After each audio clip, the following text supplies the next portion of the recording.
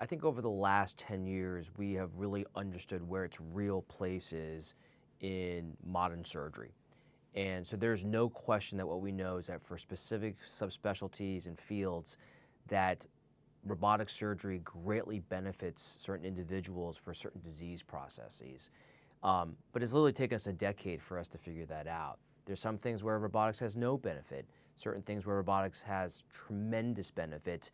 And I think at UAB, we've identified those areas of unmet need and have really identified that and been able to use robotic surgery not to only benefit the surgeons, but most importantly, benefit the patients. We excel in multiple areas, and that's actually what makes UAB unique. I mean, we have up to 8 surgical disciplines that actually use the robot quite extensively for their patients. And those areas would include thoracic surgery, urology, gynecology, colorectal surgery, surgical oncology, ear, nose, and throat for some of the cancers that we deal in the back of the throat, cardiovascular surgery, not even things like transplant surgery.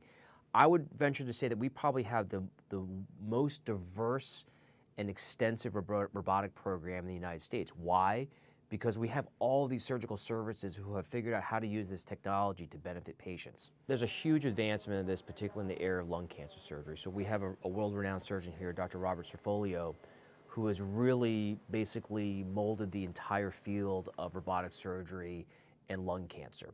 And what he's been able to demonstrate is not only is it feasible and safe, but that obviously patients go home much faster, their recovery is much faster, they have a lot less pain, but more importantly that their cancer outcomes are no different through this approach.